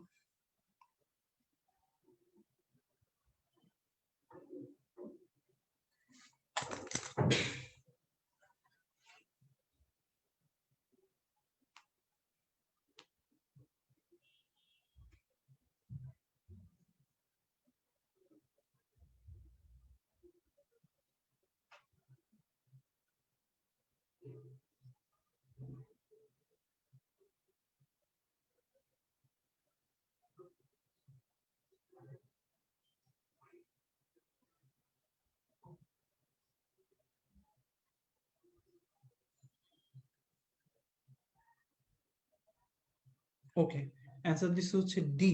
ঠিক আছে, তাহলে আমরা একটু মিলাই দেখি ঠিক আছে কিনা। তাহলে PbCl2 হ্যাঁ, তাহলে আগের মতো পি এর নিচে আছে 1, Cl এর নিচে আছে 2, তাহলে 1 2, তাহলে ডেফিনেটলি আসবে 4s কিউব, তাই না? তাহলে 4s কিউব সমান সমান কত সেটা আমার বের করতে হবে। তাহলে এখানে এস এর মানটা দিয়ে দিচ্ছে, এস এর মান হচ্ছে 0.002। তার মানে এটাকেই লেখা যায় কি ভাই, 2 ইন্টু দশমিকের পর 3 ঘর, তার মানে 10⁻³ সুতরাং 4s কিউব সমান সমান 4 ইন্টু 2 ইন্টু 10⁻³ হোল কিউব। তাহলে 4 ইন্টু 2 এর কিউব হচ্ছে 8, -3 এর কিউব হচ্ছে -9, তাহলে 32 ইন্টু 10⁻⁻৯, এটাকে লেখা যায় 3.2 ইন্টু 10⁻⁻8। ঠিক আছে, তাহলে দেখো এখানে আমার অপশন কোনটা মিলে, অপশন ডি মিলে। তাহলে দেখো এই যে গুণটা আমি করলাম, এখানেও কিন্তু কোনো ক্যালকুলেটরের প্রয়োজন নাই। ঠিক আছে, তার মানে এই টাইপস এর ছোট ছোট ম্যাথ গুলো অবশ্যই এবং অবশ্যই পারতে হবে। ঠিক আছে, তাহলে একটু খেয়াল রাখবো, হ্যাঁ ম্যাথ গুলো কঠিন না, ম্যাথ গুলো সহজ। জাস্ট হচ্ছে হয়তো একটু ভীতি কাজ করে যে আল্লাহকে ম্যাথ দিয়ে দিচ্ছে, পারবো না কি পারবো না। ক্যালকুলেটর ছাড়া এই ম্যাথ গুলো তোমাদেরকে পারতে হবে। ঠিক আছে, ওকে। এবার আমরা চলে আসি কোন ম্যাথ গুলো করবা না। এই যে এই টাইপের যে ম্যাথ গুলো আছে, এগুলো ভাই আল্লাহর ওয়াস্তে করার কোনো দরকার নেই। এগুলো আল্লাহর ওয়াস্তে করবা, আল্লাহর ওয়াস্তেই নাম্বার চলে যাবে। ঠিক আছে, সুতরাং হচ্ছে এই ম্যাথ গুলো আমরা করবো না। ওকে, 2.12.1 সম আয়ন প্রভাব। সমায়ন প্রভাবের ক্ষেত্রে সবচেয়ে প্রথম যে কথাটা মনে রাখতে হবে, নাম্বার ওয়ান, অবশ্যই এই দুইটা তড়িৎ বিশ্লেষ্য পদার্থ হইতে হবে। তার মানে সে আয়নিক হোক বা সমযোজী যৌগ যাদের আয়নিক বৈশিষ্ট্য আছে এরকম হোক, কিন্তু তড়িৎ বিশ্লেষ্য হইতে হবে। তাহলে তড়িৎ বিশ্লেষ্য কারা, যারা আয়নিক যৌগ কিংবা যারা সমযোজী যৌগ এবং যাদের আয়নিক বৈশিষ্ট্য আছে। কিন্তু কারা না, যারা হচ্ছে তোমার হাইড্রোকার্বনস জৈব যৌগ, এরা কিন্তু তড়িৎ অবিশ্লেষ্য পদার্থ। তার মানে এদেরকে দিয়ে কখনোই সম আয়ন প্রভাব হবে না। ঠিক আছে, তাইলে তড়িৎ বিশ্লেষ্য হইতে হবে দুইটা, কোন ধরনের জৈব যৌগের যৌগ হইতে পারবে না। তাহলে আমি এখানে সমায়ন প্রভাব করতে পারবো। নিয়ম হচ্ছে দুইটা তড়িৎ বিশ্লেষ্য পদার্থ থেকে একই ধরনের চার্জ যদি উৎপন্ন হয়ে থাকে, তাহলে দুইটি একে অপরটিকে সমায়ন প্রভাব বলে। ঠিক আছে, তাইলে এখন খেয়াল করো এখানে এক্সাম্পল যেটা দেওয়া আছে, অ্যামোনিয়াম ক্লোরাইড, অ্যামোনিয়াম হাইড্রোক্সাইড, এরা কোনো জৈব যৌগের মূলক না, দুইটাই হচ্ছে সমযোজী সমযোজী, কিন্তু এদের আয়নিক বৈশিষ্ট্য প্রকট। তার মানে আলটিমেটলি হচ্ছে এদের মধ্যে কি হবে, সমায়ন প্রভাব হবে। সিলভার ক্লোরাইড, সোডিয়াম ক্লোরাইড, দুইটাই আয়নিক যৌগ, তড়িৎ বিশিষ্ট যৌগ, দুইটা থেকে ক্লোরাইড বের হয়, তার মানে এরাও সমায়ন প্রভাব। ওকে, এখন তাহলে আমার কথাটা যদি বুঝো, আমি যেই কয়েকটা পয়েন্ট বলে দিলাম, আমাকে বলো তো ভাইয়া, সম আয়ন প্রভাব বিদ্যমান কোনটিতে?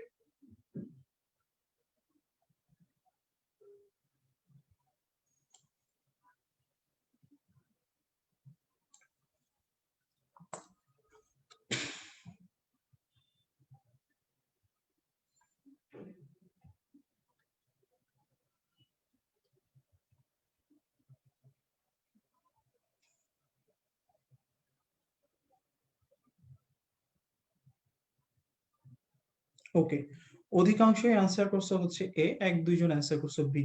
প্রথম কথা, আমি বি থেকে ডি পর্যন্ত একটু খেয়াল করি, খেয়াল করো ভাইয়া। বি থেকে ডি পর্যন্ত এটার প্রথম যৌগ হচ্ছে ক্লোরোমিথেন ভাইয়া। এটা কি, এটা এক ধরনের জৈব যৌগ। আর সোডিয়াম ক্লোরাইড হচ্ছে এক ধরনের আয়নিক যৌগ। তাহলে দুইটাকে আয়ন তড়িৎ বিশ্লেষ্য হইলো না, একটা তড়িৎ বিশ্লেষ্য একটা তড়িৎ অবিশ্লেষ্য। তাহলে এদের মধ্যে কখনোই আয়নিক প্রভাব হওয়া সম্ভব না।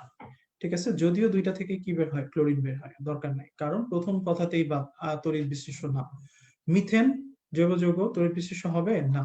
HCl তড়িৎ বিশ্লেষ্য হবে, কিন্তু লাভ নেই, দুইটা তড়িৎ বিশ্লেষ্য হওয়া লাগবে। যদিও দুইটা থেকে হাইড্রোজেন বের হচ্ছে, তারপরও এরা তড়িৎ বিশ্লেষ্য অবিশ্লেষ্য বলে সমায়ন প্রভাব হবে না। ঠিক আছে, এই দুইটার ক্ষেত্রে খেয়াল করো, ক্যালসিয়াম ক্লোরাইড তড়িৎ বিশ্লেষ্য, কিন্তু এই যে হচ্ছে বেনজিনের সাথে ক্লোরোবেনজিন, এইটা থাকার কারণে আমার হচ্ছে তড়িৎ বিশ্লেষ্য হইতে পারলো না। আর এটার ক্ষেত্রে দেখো হাইড্রোজেন সালফাইড, এটাও হচ্ছে তড়িৎ বিশ্লেষ্য যৌগ, যদিও সমযোজী।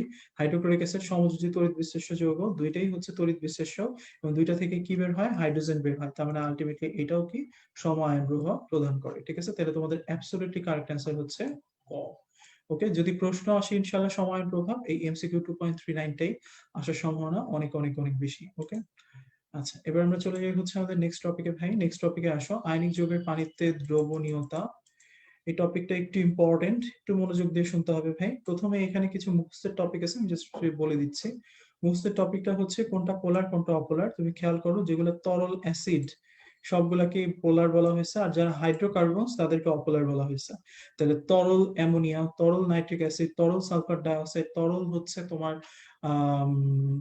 হ্যালোজেনের অ্যাসিড, হ্যালাইড অ্যাসিড সমূহ, এরা হচ্ছে কি পোলার দ্রাবক। আর অপোলার দ্রাবক দেখো সবকিছুই হচ্ছে hydrocarbon, carbon tetrachloride, benzene, heptane, kerosene, diesel. ঠিক আছে, তাহলে এই দুইটা এক্সাম্পল একটু কষ্ট করে মনে রাখতে হবে। ওকে, ঠিক আছে। এবার চলে আসো হচ্ছে আমার নেক্সট টপিক। নেক্সট টপিকে আমি চলে আসি। নেক্সট টপিকে খেয়াল করে বলা আছে হচ্ছে কোনটা পানিতে অধিক দ্রবণীয়, কোনটা পানিতে কম দ্রবণীয়। আচ্ছা, এখানে একটা কথা আছে।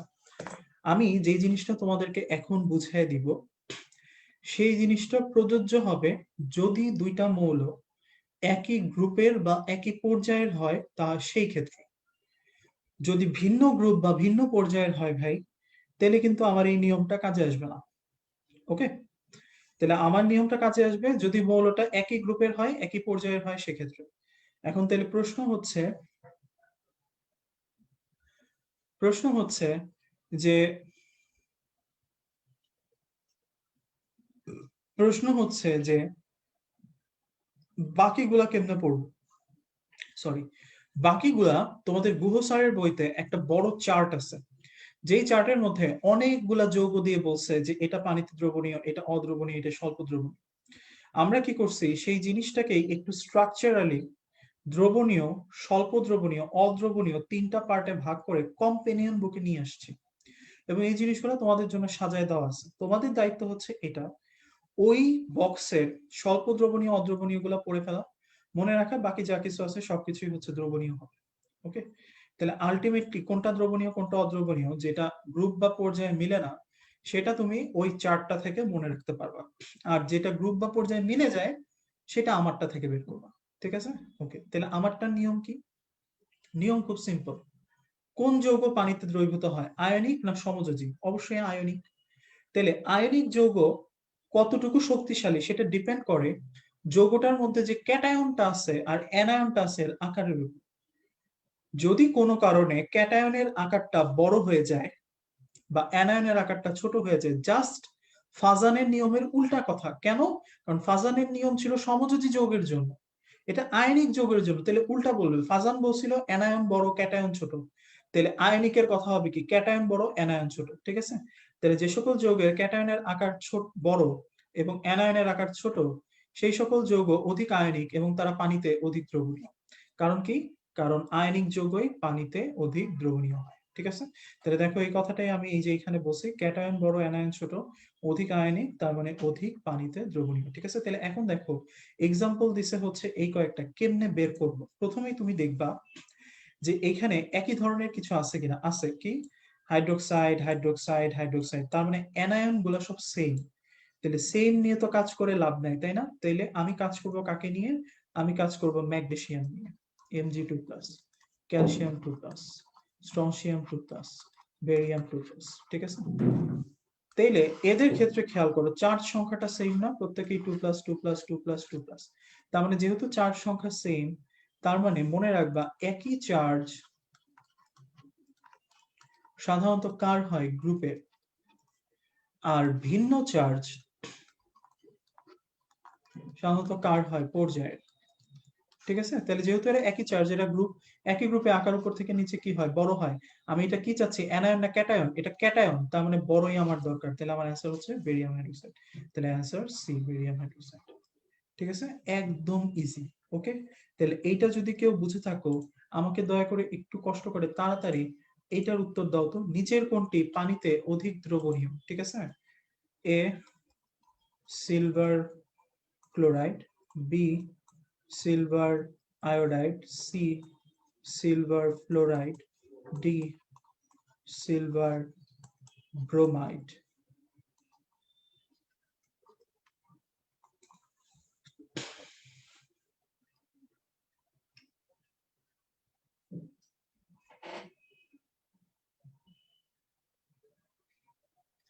অনেকে প্রশ্ন করছে ভাই এটা ফাজান দিয়ে করা যাবে কিনা, করা যাবে, কিন্তু সেই ক্ষেত্রে তোমাকে মাথায় রাখতে হবে ফাজানে যা বলছে এটা কিন্তু তার উল্টা করতে হবে, ঠিক আছে?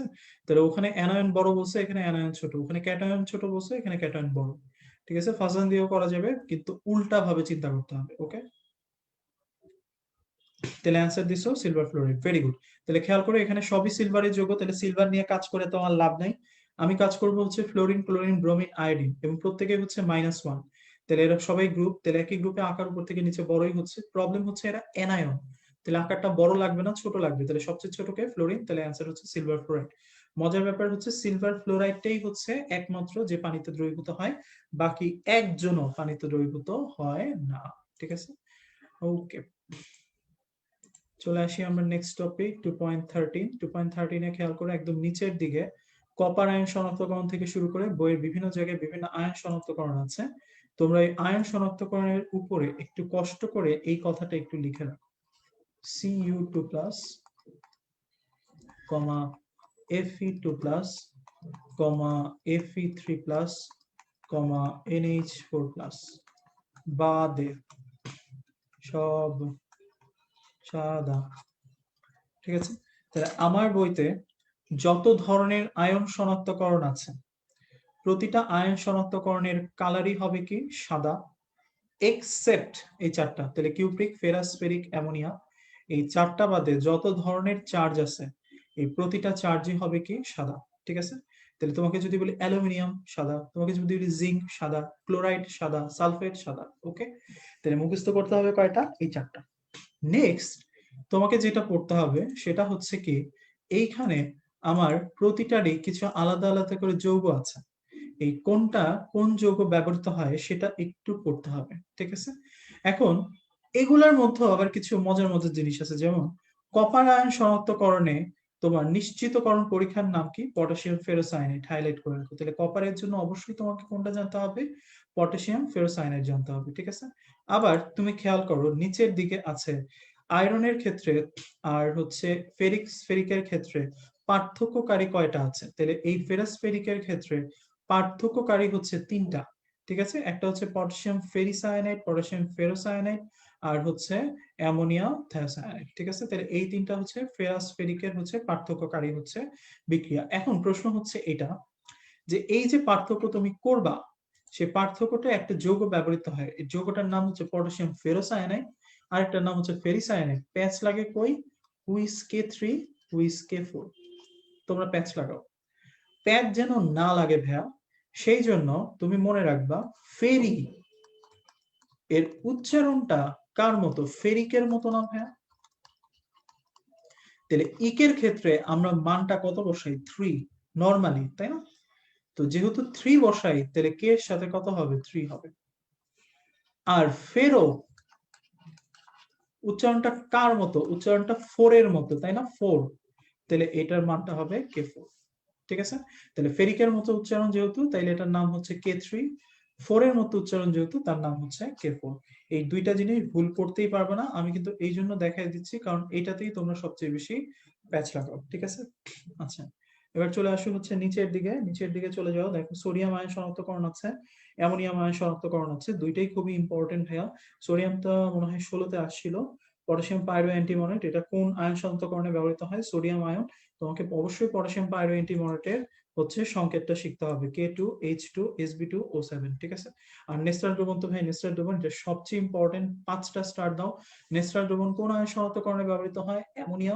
নেস্টার দ্রবণ কাকে বলে? নেস্টার দ্রবণ হচ্ছে সোডিয়াম বা পটাশিয়াম হাইড্রোক্সাইড মিশ্রিত ক্ষারীয় পটাশিয়াম টেট্রা আয়োডো মার্কিউরেট। সবচেয়ে ইম্পর্টেন্ট হচ্ছে এই যে সংকেত যেটা আছে সেটা। ওকে, আচ্ছা, আমরা চলে আসি হচ্ছে আমাদের নেক্সট টপিকে। নেক্সট টপিক দেখো হচ্ছে 2.14, বিশুদ্ধতার মানদণ্ড।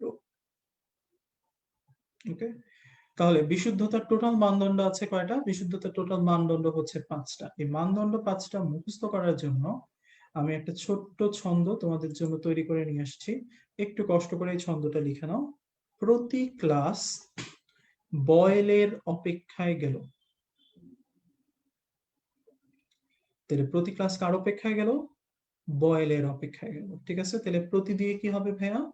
প্রতি স্বরাঙ্ক, ক্লাস মানে কেলাস গঠন, বয়েল মানে বয়লিং পয়েন্ট বা স্থির স্ফুটনাঙ্ক, গেল দিয়ে আপেক্ষিক গুরুত্ব বা ঘনত্ব, সরি অপেক্ষায় দিয়ে আপেক্ষিক গুরুত্ব বা ঘনত্ব, গেল দিয়ে হচ্ছে স্থির গলনাঙ্ক। তাহলে গলনাঙ্ক স্ফুটনাঙ্ক দুটোই কিন্তু আছে, একটু মাথায় রাখতে হবে। আর ওইটা প্রতিসরণ না ভাইয়া, ওইটা প্রতিসরাঙ্ক, ঠিক আছে? তাহলে মোটামুটি নামগুলা দেখলেও তুমি খুব ইজিলি আইডিয়া করতে পারবা যে কোনটা বিশুদ্ধতার মানদণ্ড, ঠিক আছে? ওকে, মানদণ্ড হয়ে যাওয়ার পর 2.14.1-এ চলে আসো। এখান থেকে যে প্যারা দাগানো আছে ভাইয়া, এখানে তো আমার আর কিছু বলার নেই, এগুলো পড়তেই হবে। প্লাস যেটা পড়তে হবে অবশ্যই সেটা হচ্ছে প্রতিটার কিছু প্রয়োগ আছে। যেমন কেলাসনের প্রয়োগ হচ্ছে চিনি বা সুগার শিল্প প্রাথমিকভাবে কেলাসিত চিনিকে জলীয় দ্রবণ থেকে আংশিক কেলাসন প্রক্রিয়ায় অপদ্রব্য পৃথক করা হয়, ঠিক আছে? তাহলে প্রশ্ন আসবে, চিনি বা সুগার শিল্পে অপদ্রব্য পৃথক করা হয় কোন প্রক্রিয়ায়? আংশিক পাতন, সরি আংশিক কেলাসন। আবার চিনির মিষ্টতা বৃদ্ধি করা হয় কোন প্রক্রিয়ায়? কেলাসন, ঠিক আছে? তাহলে এই জিনিসগুলো একটু মাথায় রাখতে হবে। পাতন নরমালি কয় প্রকার ভাইয়া? পাতন নরমালি হচ্ছে 5টি শ্রেণীতে বিভক্ত। নামগুলো একটু অবশ্যই জানতে হবে: সাধারণ পাতন, আংশিক পাতন, সমস্ফুটন পাতন, বাষ্প পাতন, নিম্নচাপ পাতন, ঠিক আছে? এই পাতনগুলোর মধ্যে ইম্পর্টেন্ট হচ্ছে সাধারণ পাতন এবং আংশিক পাতন, কারণ দুইটার মধ্যে টেম্পারেচারগত একটা পার্থক্য আছে। পার্থক্যটা কি ভাইয়া? যদি দুইটা তরলের স্ফুটনাঙ্কের পার্থক্য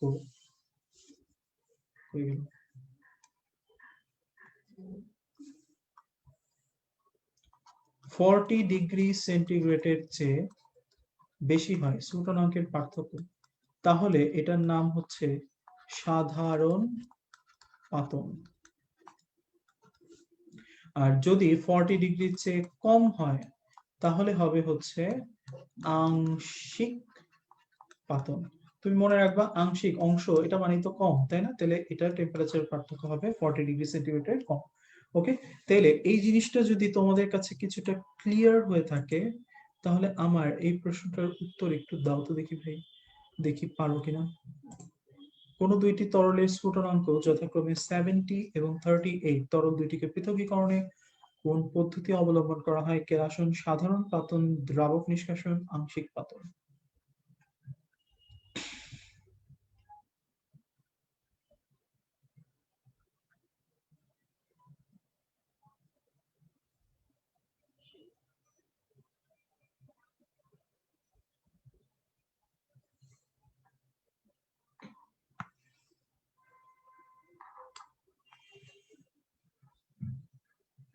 ওকে, সবাই কারেক্ট অ্যান্সার করে ফেলছো। 70 থেকে যদি 38 বাদ দেয় 32 পড়ে থাকে, যেটা 40 এর চেয়ে কম, ডেফিনেটলি আমাকে হচ্ছে আংশিক পাতন। গুড, ঠিক আছে। এবার চলে আসা হচ্ছে আংশিক পাতনে। এটার কিছু প্রয়োগ আছে ভাইয়া, এই প্রয়োগগুলো মনে রাখার জন্য একটু কষ্ট করে একটা ছোট্ট ছন্দ একটু লিখে রাখো, ঠিক আছে? প্রয়োগগুলোর পাশে কি লিখবো? লিখো আপেল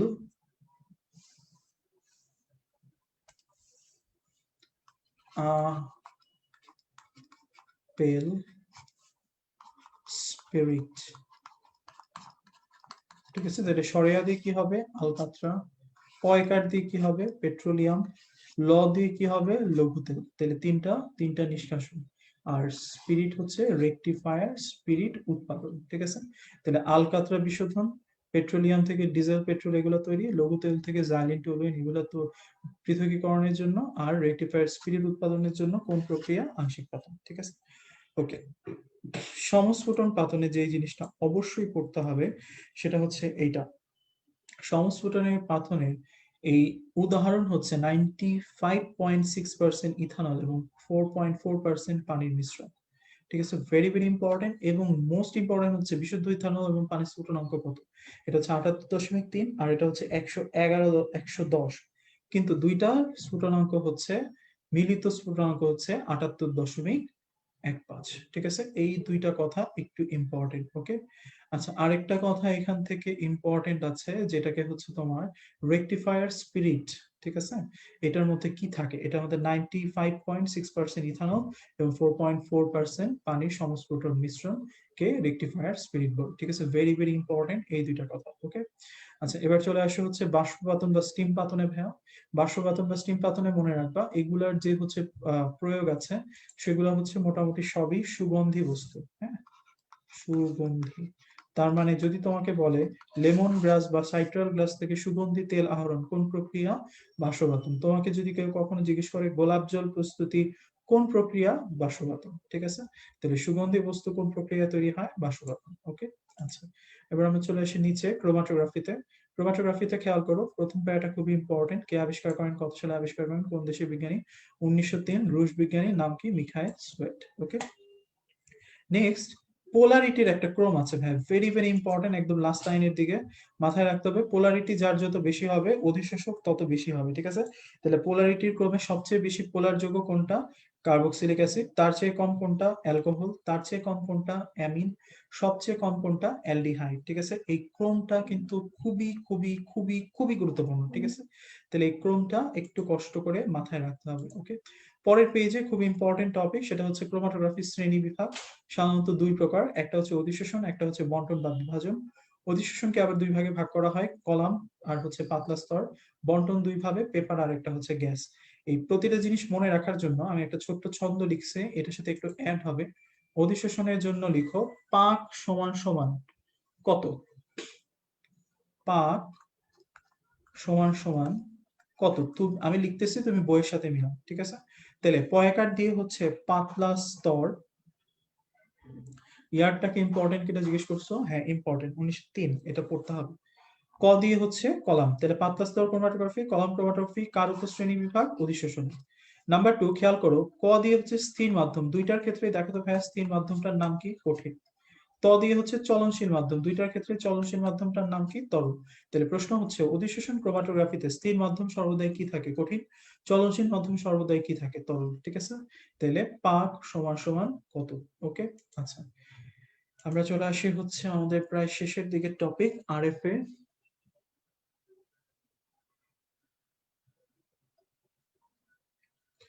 ঠিক আছে,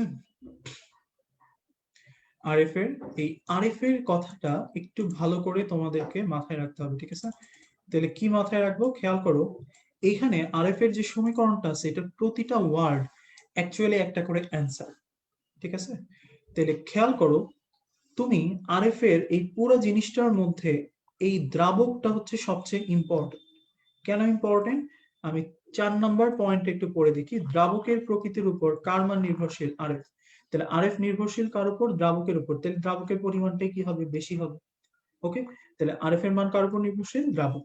খেয়াল করো, দ্রাবক যেহেতু উপরে বেশি, নিচে বেশি মান, তাহলে উপরে উপাদান আছে কম মান। তাহলে কম বেশি এই ধরনের অনুপাতে আমার আরএফ এর মান 1 এর চেয়ে কম হবে না বেশি হবে? আরএফ এর মান 1 এর চেয়ে কম হবে। ঠিক আছে, তাহলে দেখো 2 নম্বর পয়েন্ট, আরএফ এর মান সর্বদা 1 এর চেয়ে কম। ঠিক আছে, আচ্ছা, উপরে দেখো আছে অতিক্রান্ত দূরত্ব, নিচেও দেখো আছে অতিক্রান্ত দূরত্ব। তাহলে দুটো একই জাতীয় রাশির অনুপাতের কি কোনো একক আছে? নাই। তাহলে দেখো আরএফ এর কোনো একক নাই। ওকে, আচ্ছা, লাস্টে খেয়াল করো, সবাইকে নিয়ে কথা বলছি, কাকে নিয়ে বলি নাই? উপাদান। কেন? কারণ দেখো আরএফ এর মান থেকে কাকে শনাক্ত করা যায়? উপাদান শনাক্ত করা যায়। তার মানে যে সোজা কথা বললাম ভাই, প্রতিটা শব্দ এক একটা অ্যান্সার। ঠিক আছে, তাহলে শনাক্ত করব কার মান? উপাদান। কার উপর নির্ভরশীল? দ্রাবক। একই জাতীয় রাশির অনুপাত একক নাই, দুইটার ক্ষেত্রে অনুপাতের মান হবে 1 এর চেয়ে কম। শেষ। ওকে, ঠিক আছে, আমাদের পড়া প্রায় শেষ। আজকে লাস্ট টপিকে চলে আসো, সেটা হচ্ছে যোজন ইলেকট্রন সংখ্যা নির্ণয়। এখন এই জিনিসটা আমি একটু কম্প্যারিজন করে পড়াবো, কারণ গত ক্লাসে আমি তোমাদেরকে পড়াইছিলাম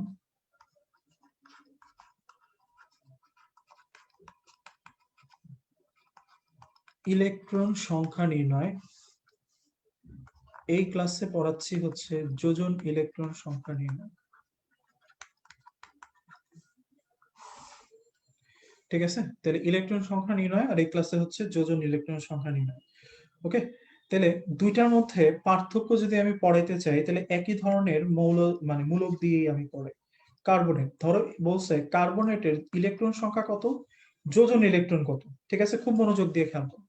গত ক্লাসে বলছিলাম যখন ইলেকট্রন সংখ্যা নির্ণয় করতে হয়, তাহলে এদের প্রত্যেকের যে পার্সোনাল ইলেকট্রন নাম্বার আছে সেটাকে লিখতে হয়। যেমন কার্বনের পার্সোনাল ইলেকট্রন কত? 6 ভাইয়া, ইন্টু নিচে যে নাম্বার আছে তার মানে 1, প্লাস অক্সিজেনের পার্সোনাল ইলেকট্রন হচ্ছে 8, নিচে যে নাম্বার আছে তার মানে 3, আর উপরে যে চার্জটা থাকবে সেটা বিপরীত চিহ্ন যোগ করতে হবে। তাহলে -2 আছে, কি লিখবো? +2। তাহলে আমার কত হলো? 6 যোগ 24 যোগ 2, দ্যাট মিনস আমার অ্যান্সারটাই হচ্ছে ভাইয়া কত? 32, তাই না? আর যোজন ইলেকট্রনের নিয়ম হচ্ছে সর্ববহিস্থ স্তরে যে ইলেকট্রনটা থাকবে সেইটা লিখতে হবে। তাহলে কার্বন যদি আমি লিখি 6 ভাইয়া, তাহলে 1s2 2s2 2p2, তাহলে এই যে 6 হইলো, এটা সর্ববহিষ্ঠ স্তরে দ্বিতীয় শক্তি স্তরে কয়টা ইলেকট্রন আছে? 4টা ভাইয়া। তাহলে এখানে 6 লিখবো না, এখানে কত লিখবো? 4। ওকে, বোঝা গেছে? তাহলে সর্ববহিষ্ঠ স্তরে যেটা থাকে সেইটা লিখতে হবে, হ্যাঁ, পার্সোনাল ইলেকট্রন যেটা সেটা না। তাহলে 4 গুণ কত? 1 যোগ অক্সিজেনটা তুমি যদি লিখো তাহলে 8, তাহলে 1s2 2s2 2p4, তাহলে সর্ববহিষ্ঠ স্তরে কয়টা আছে? 6টা। তাহলে লিখো 6 গুণ 3, আর উপরে চিহ্নটার বিপরীত চিহ্ন, তাহলে +2। তাহলে টোটাল আমার কত আসলো? 4 যোগ 18 যোগ 2, দ্যাট মিনস আমার টোটাল অ্যান্সার হচ্ছে 24। তার মানে কার্বনেটের ইলেকট্রন সংখ্যা হচ্ছে 32, কিন্তু যোজন ইলেকট্রন সংখ্যা হচ্ছে 24। বোঝা গেছে ভাইয়া? ক্লিয়ার? ওকে, তাইলে যদি ক্লিয়ার হয়েই থাকো তাহলে আমি এটা করতে দিই, করে ফেলো। তাহলে এটা করো, ক্লাস শেষ। থায়োসালফেট মূলকে যোজন ইলেকট্রন কতটি?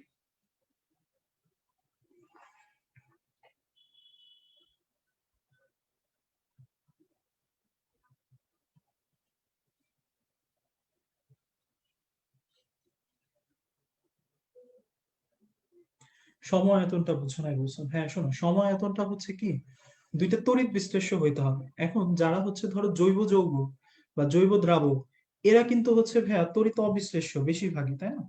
তাহলে যেহেতু এরা তড়িৎ অবিশ্লেষ্য ভাই, সেহেতু এদের যদি কোনো এক্সাম্পল, কোনো আয়নিক বা সমযোজী এমন যৌগ যেটা বিশ্লেষণ হইতে পারে, যেমন অ্যাসিড গুলা, যেমন HCl, সালফিউরিক অ্যাসিড, ঠিক আছে, নাইট্রিক অ্যাসিড, এরা বিশ্লেষিত হইতে পারে, ঠিক আছে, বা বিভিন্ন ধরনের যৌগ, sulphur dioxide, ammonium chloride, ammonium hydroxide, এই ধরনের সমযোজী যৌগগুলা বিশ্লেষিত হইতে পারে। কিন্তু কারা হইতে পারে না? জৈব যৌগ, যেমন হচ্ছে অ্যালকেন, যেমন হচ্ছে অ্যালকিন, যেমন হচ্ছে তোমার কেরোসিন, ডিজেল, ক্লোরোমিথেন, ঠিক আছে, ক্লোরো ইথেন, তারপর হচ্ছে তোমার মিথেন। হ্যাঁ, মানে যেগুলো জৈব যৌগ আছে এরা তো হচ্ছে তোমার তড়িৎ অবিশ্লেষ্য। তাহলে সম আয়নের প্রধান কথাটাই হচ্ছে দুইটা তড়িৎ বিশ্লেষ্য আনতে হবে। তার মানে একটা তড়িৎ বিশ্লেষ্য একটা অবিশ্লেষ্য হবে না, দুইটাই তড়িৎ বিশ্লেষ্য হইতে হবে। তখন তুমি দেখবা এই দুইটা থেকে কমন আয়ন বের হয় কিনা। যদি কমন আয়ন বের হয় তাহলে হচ্ছে তোমার সমায়ন হবে। এখন ধরো তোমাকে আমি এক্সাম্পলে বলছি যে হচ্ছে অ্যামোনিয়াম নাইট্রেট আর হচ্ছে সিলভার ক্লোরাইড, দুইটাই কিন্তু হচ্ছে তোমার তড়িৎ বিশ্লেষ্য যৌগ, কিন্তু এদের মধ্যে কমন কি কিছু আছে? নাই, তাহলে এদের সমায়ন প্রভাব নাই। আবার আমি তোমাকে বললাম সিলভার ক্লোরাইড আর হচ্ছে মিথেন, ঠিক আছে, তাহলে একটা তড়িৎ বিশ্লেষ্য একটা অবিশ্লেষ্য, ঠিক আছে। হয়তো সরি, একটা বললাম ক্লোরোমিথেন আর ধরো বললাম সিলভার ক্লোরাইড, দুইটা কিন্তু একটা তড়িৎ অবিশ্লেষ্য একটা তড়িৎ বিশ্লেষ্য, কিন্তু দুইটা থেকে ক্লোরিন বের হচ্ছে, কিন্তু একটা অবিশ্লেষ্য একটা বিশ্লেষ্য, এই জন্য এদের সমায়ন প্রভাবটা হবে না। তাহলে সমায়ন প্রভাবিত গেলে দুইটা শর্তই মানতে হবে, একটা হচ্ছে দুইটা তড়িৎ বিশ্লেষ্য হইতে হবে, আর দুইটা থেকে একই জাতীয় চার্জ বের হইতে হবে। যদি হয় তাহলে এটা সমায়ন প্রভাব হবে, আদারওয়াইজ হবে না। ওকে, তাহলে তোমরা অ্যান্সার দিছো হচ্ছে বি। তাহলে সালফারের ক্ষেত্রে আমার 16 ছিল ভাইয়া, আমার যতটুকু মনে পড়ে। আর হচ্ছে 16 যেহেতু ছিল,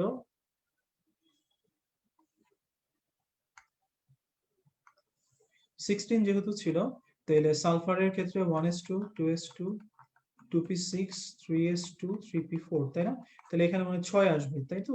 তাহলে 6 যদি আসে তাহলে 6 গুণ 2 যোগ অক্সিজেনের হচ্ছে 6 গুণ 3, অক্সিজেনটা আমি আর করলাম না, +2, তাহলে 18 সরি 12 প্লাস 18 প্লাস 2, তার মানে হচ্ছে 32, অ্যান্সার হচ্ছে বি।